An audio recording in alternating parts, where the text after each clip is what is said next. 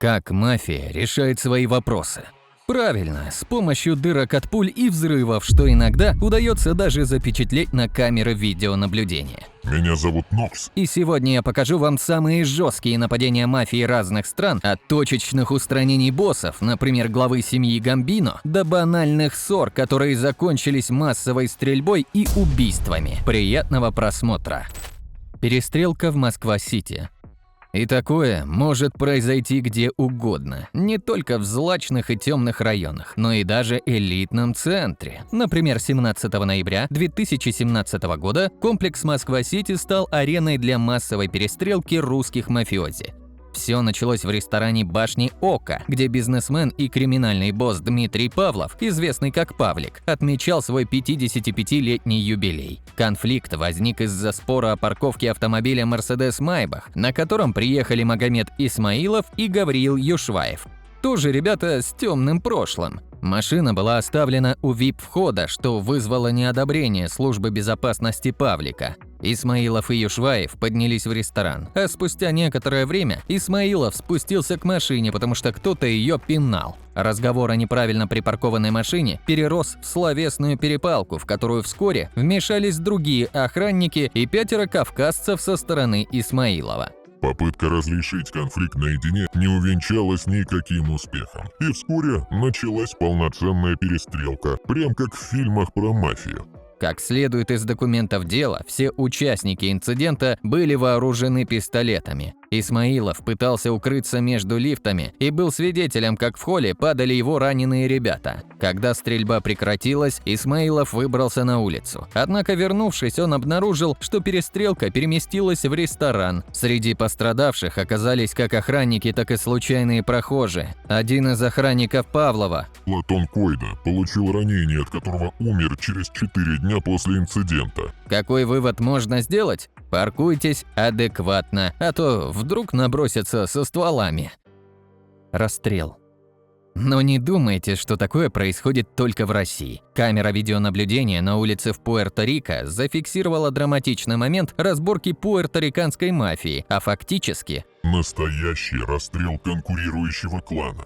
видеоматериалы этого инцидента были опубликованы в интернете, вызвав широкий общественный резонанс. На записи видно, как группа людей стоит у входа в магазин, когда вдруг их атакуют стрелки из проезжающего автомобиля. Некоторые успевают открыть огонь по бандитам, раня несколько из них. Автомобиль продолжает движение, не прекращая стрельбу даже по мирным людям, которые пытаются найти укрытие. Спустя короткое время мафиози возвращаются, чтобы окончательно ликвидировать своих противников. Они хладнокровно добивают лежащих на земле людей, завершая свою жуткую расправу. Причина нападения? Просто делили район между магазинами и решили так избавиться от своих конкурентов. А мирные люди? Нечего было покупать у конкурентов. По крайней мере, у налетчиков была именно такая логика. Новокузнецк. Но иногда мафия действует и более точечно, но не менее дерзко. В Новокузнецке произошло резонансное убийство Александра Жестокова, известного в криминальных кругах как лидера банды «Запсибовские». Это событие, зафиксированное на видео, случилось вскоре после его выхода из тюрьмы, где он отбывал наказание за вымогательство и убийство. По сообщениям источников, ночью в баре «Джамбул» Жестоков встречался с друзьями, чтобы отметить свое освобождение. Примерно около часа ночи к нему подошел неизвестный с пистолетом с глушителем и совершил несколько выстрелов, после чего скрылся. Событие было зафиксировано на камеру, и видео попало в сеть, вызвав широкий общественный резонанс.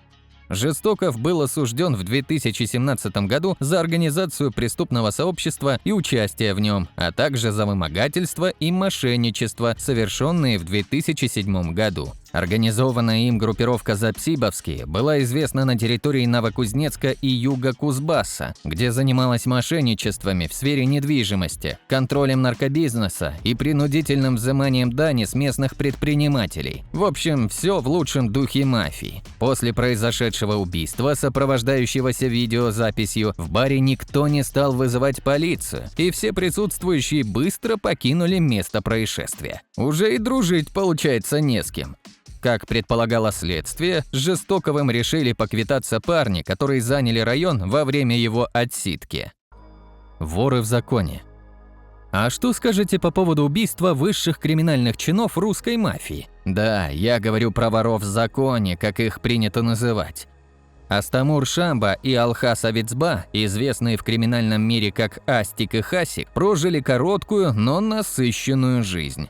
Оба родились в один год, были земляками и шли по жизни бок о бок, пока не получили титулы воров в законе в марте 2013 года.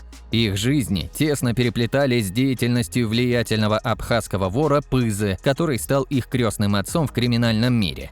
За 6 лет, что прошли после их коронации, Астик и Хасик всегда находились под рукой у Пызы, но старались не афишировать задания, которые выполняли для него. Трагедия настигла их 22 ноября 2019 года. Астик был убит на месте в кафе «Сан-Ремо» в Сухуми, в то время как Хасик скончался через час после атаки в больнице, куда был доставлен вместе с пострадавшей официанткой. Это событие стало роковым разделением их путей. Астик и Хасик были похоронены в разное время и на разных кладбищах в Гудауте, но сопровождали их те же близкие друзья, в том числе и Пыза. Смерть двух молодых абхазов была связана с борьбой за доминирование в криминальном мире Абхазии, в частности, между их гудаутской мафией, возглавляемой Пызой, и сухумской, курируемой такими боссами, как Наник и Тингуляш. Эта невидимая война за влияние и власть стала фатальной для обоих молодых мужчин, оставив после себя лишь воспоминания и предположения о причинах и следствиях их смерти. Но больше всего мне тут жалко официантку, которая в итоге погибла из-за чужих разборок. Анджело Бруно. Но убивают не только воров в законе, но и лидеров американской мафии. Анджело Бруно был одним боссом, который, несмотря на свою репутацию, пытался избегать жестокости и открытого насилия, характерных для криминала. Он представлял себя как тихого торговца табаком, но на самом деле зарабатывал миллионы на нелегальных азартных играх. Однако его репутация не смогла его защитить, когда 21 марта 1980 года Бруно был убит из дробовика, сидя в своей машине. Бруно жил в самом сердце итальянского района города, где чувствовал себя в безопасности как дон мафии. Он правил этими улицами, правда, недолго. И еще хуже то, что этот акт был совершен одним из его собственных людей, советником и членом семьи по имени Антонио Капонегро. Это неосмотрительное убийство фактически обрекло Капонегро на смерть, ведь его действия не были согласованы с другими руководящими мафиози. Он действовал слишком дерзко и амбициозно, надеясь на всеобщее признание.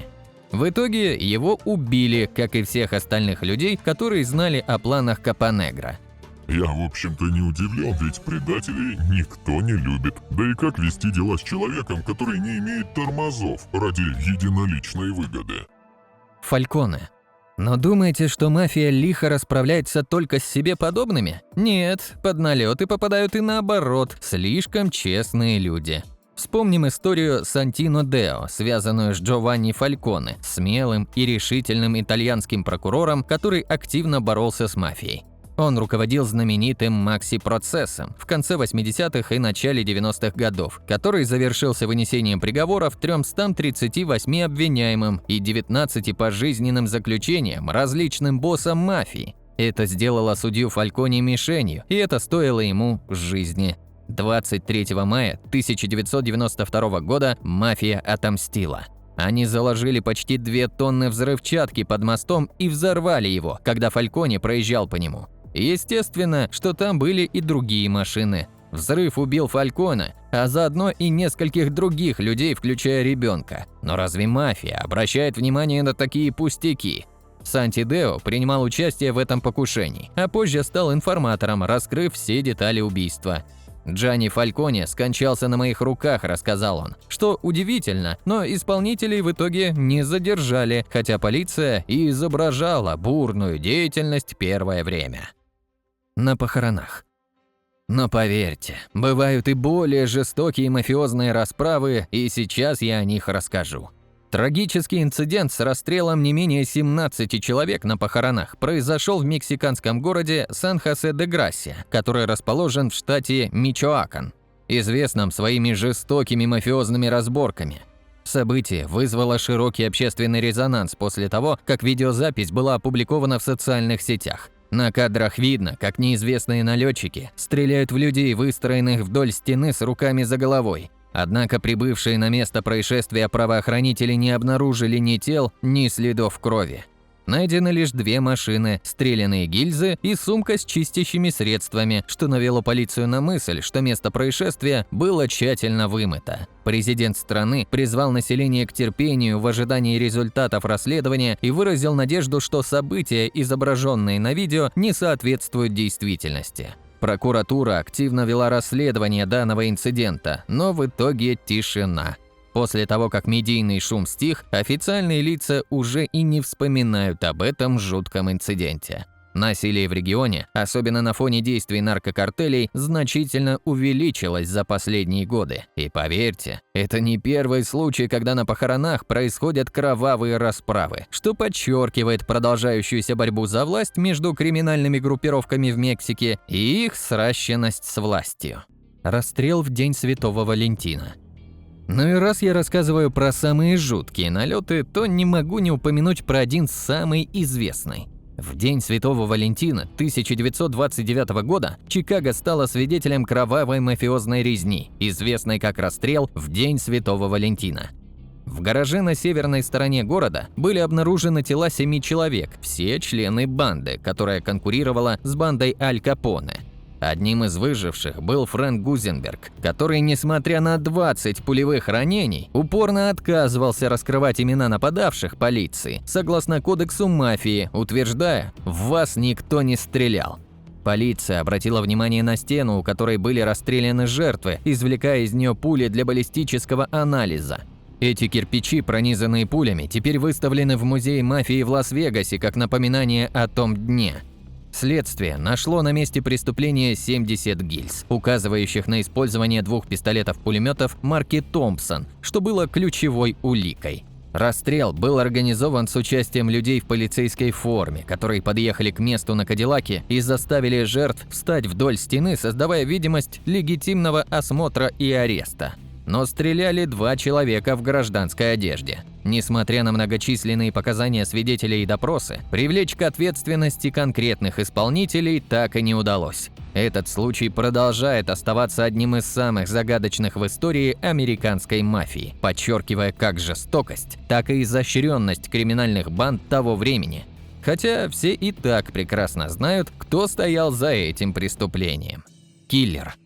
Но идем дальше. Недавно появилось видео с камер наблюдения, на котором запечатлен момент казни мужчины прямо на парковке перед магазином. Жуткое происшествие, попавшее на камеру, случилось между 2 членами одной мафиозной банды, которые раньше даже дружили. Видео показывает, как 29-летний Дэвид застрелил своего товарища Леандро Лопеса.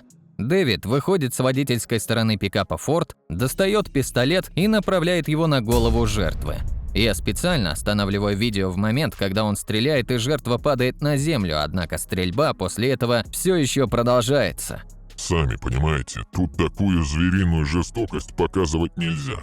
В ходе допроса, который проводился после того, как Дэвид был задержан, находясь на условно-досрочном освобождении после 10-летнего заключения, он утверждал, что просто подвез своего товарища, чтобы тот забрал свой внедорожник после ночи, проведенной на вечеринке. А друг вышел на парковке и пошел в сторону магазина. Но Дэвид-то просто не знал, что есть полная запись произошедшего. А вот когда увидел ее, побледнел и тут же закончил давать лживые показания. Дэвиду предъявлено обвинение в убийстве 1-й степени. Как впоследствии выяснило следствие, Лопес развлекался с подружкой своего товарища, пока тот отбывал срок. А потом в одной из ссор девушка призналась Дэвиду в связи с его другом. Итог вы видите сами. Убийство Стейтен-Айленд. А вот еще один наглядный пример разборок, которые попали в камеру видеонаблюдения. Вечером на Стейтен-Айленде, это тихий и респектабельный район Нью-Йорка, произошло громкое убийство. Франческо Калли, 53-летний мужчина, известный в определенных кругах как Фрэнки Бой, был застрелен прямо перед своим домом. Калли считался главой семьи Гамбино, настоящим мафиозным боссом, одного из 5 самых влиятельных итальяно-американских мафиозных кланов Нью-Йорка. По данным полиции, на которые ссылается Нью-Йорк Пост, нападение было особенно жестоким. Кали получил минимум 6 или 7 выстрелов, но расправа на этом не закончилась. Стрелок, управляя синим пикапом, переехал тело Кали. Этот момент стал ключевым в доказательстве убийства. Сразу после атаки Кали был экстренно госпитализирован в университетскую больницу Стейтен-Айленда, где врачи вскоре констатировали его смерть. Сообщения от NBC News подчеркивают, что полиция продолжает исследовать обстоятельства этого инцидента и активно ищет исполнителя преступления, который все еще находится на свободе. Пока что арестов в связи с этим делом не было. Убийство Кали подняло много вопросов о текущей активности и структуре криминальных кланов в регионе. Стрелок, одетый в полицейскую форму и использующий автомобиль, который мог быть воспринят как полицейская машина, указывает на высокую организованность и возможные связи преступления с внутренними разборками в мафиозной среде. И да, это лишнее напоминание нам, что гангстеры никуда не пропали с улиц, и конфликты случаются до сих пор. Полиция предполагает, что убийство – просто попытка очередного передела власти и финансовых потоков в этой известной криминальной семье. Заключение. Как вы можете понять, способы решения проблем в криминальном мире ни капли не изменились даже в настоящее время. И даже независимо от того, что стало гораздо проще попасть на камеру в момент своей расправы. Ну а на этом, пожалуй, все. Если вам интересна подобная тематика и вы умеете писать сценарии, монтировать видео или работать с озвучкой, то добро пожаловать в нашу команду. Ссылка на телеграм-бота будет в описании. Спасибо за просмотр и пока-пока.